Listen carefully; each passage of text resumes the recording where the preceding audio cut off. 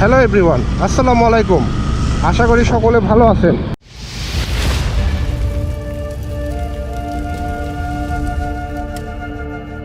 আজকে চলে আসলাম গোবিন্দগঞ্জ এলাকায়। এখানে এসে দেখতে পাচ্তেছি ইতিমধ্যে কাজ শুরু হয়ে গিয়েছে। ঢাকার দিক থেকে এসে গোবিন্দগঞ্জ স্ট্যান্ডের একটু আগে যে অংশে নতুন রাস্তাটি শেষ হয়েছে, অর্থাৎ যেখান থেকে এখনও পুরাতন রাস্তাটি আছে, সেখান থেকে আজকে ভিডিওটি শুরু করতেছি। তো অবশেষে গোবিন্দগঞ্জের ভূমি অধিগ্রহণের জটিলতা কাটিয়ে স্থাপনাগুলো ভাঙার কাজটি শুরু হয়ে গিয়েছে। এখান থেকে দেখতে পাচ্ছি হাতের বাম পাশের বড় বড় বিল্ডিং সহ ছোট ছোট দোকানগুলোও ভাঙার কাজগুলো চলতেছে। ছোটখাটো যেগুলো দোকানপাট ছিল সেগুলো ইতিমধ্যে ভাঙা শেষ হয়ে গিয়েছে। এদিকে দেখতে পাচ্ছি বিল্ডিংগুলো ভেঙে আবর্জনাগুলো এখনো এখানে পড়ে আছে। এই আবর্জনাগুলোর মধ্য থেকে যেগুলো ভালো ভালো ইট রয়েছে সেগুলো হয়তোবা নিয়ে যাওয়া হবে, আর ঢালাইয়ের যে অবশিষ্ট অংশগুলো থাকবে সেগুলো হয়তোবা অন্য কোথাও নিয়ে গিয়ে ফেলে দেওয়া হবে।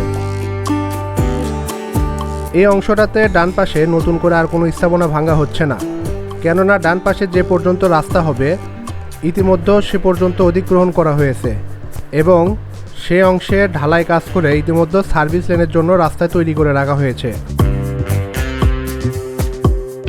তো ঈদের কিছুদিন পর থেকেই মূলত গোবিন্দগঞ্জে স্থাপনাগুলো ভাঙার কাজ শুরু হয়ে গিয়েছে, কিন্তু ব্যস্ততার কারণে এদিকটায় আসতে পারিনি। তো আজকে এসে দেখতেছি ভাঙাভাঙির কাজ অনেকটাই এগিয়েছে। এখানে বাম পাশে দেখা যাচ্ছে গোবিন্দগঞ্জ দক্ষিণ বাস স্ট্যান্ড জামে মসজিদ, সেটার কাজও অনেকটাই গিয়েছে। এই অংশটাতে দেখা যাচ্ছে ছোট ছোট স্থাপনাগুলো ভেঙে জায়গা ফাঁকা করা হয়েছে, কিন্তু বড় যেগুলো বিল্ডিং রয়েছে সেগুলো সম্পূর্ণরূপে এখনো ভাঙা শেষ হয় নাই।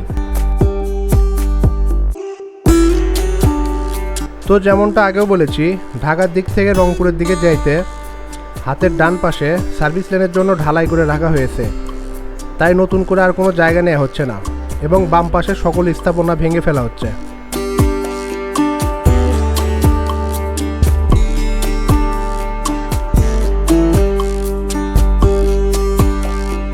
তো আর একটু সামনে চলে এলাম। এখানে রাস্তাটা একদম সরু এবং এই অংশটাতে রাস্তায় ইটের সোলিং করা রয়েছে। তো এই অংশটাতে দেখা যাচ্ছে রাস্তার বাম পাশে বেশি জায়গা নেওয়া হচ্ছে এবং ডান পাশেও কিছু বিল্ডিং ভাঙা হচ্ছে।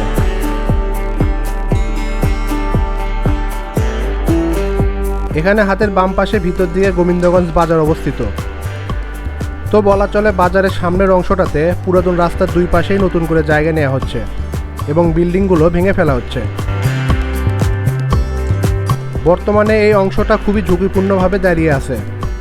অনেকগুলো বিল্ডিংয়ে দেখা যাচ্ছে সামনের অংশটাতে নেট দিয়ে ভাঙার কাজ করতেছে, কিন্তু অধিকাংশ বিল্ডিংই একদম ফাঁকা, অর্থাৎ এখানে নিচ দিয়ে হেঁটে যাওয়া পথচারীদের মাথায় যে কোনো সময় যে কোনো কিছু পড়ে একটা দুর্ঘটনা ঘটে যাওয়ার সম্ভাবনা রয়েছে।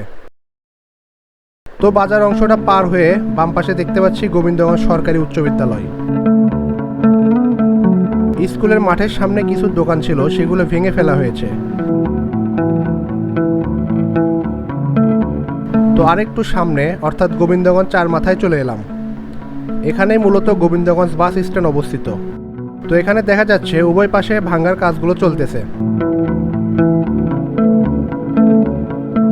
যদিও আমি শিওর না, তারপরেও আমার ধারণা এখানে একটি ফ্লাইওভার অবশ্যই হবে, কেননা এখানে একটি গুরুত্বপূর্ণ চৌরাস্তা রয়েছে।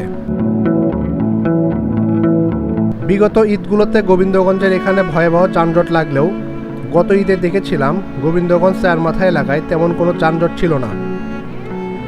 ঢাকা দিক থেকে এসে যে অংশে নতুন রাস্তাটা শেষ হয়েছে সেখানে একটু যানজট থাকলেও প্রশাসনের তৎপরতায় গোবিন্দগঞ্জ চারমাথা এলাকায় যানজট ছিল না। তো এই অংশে দুই পাশে খাবার, হোটেল, ফলের দোকান সহ অনেক দোকানপাট ছিল, যেগুলো বর্তমানে আর চোখে পড়তেছে না।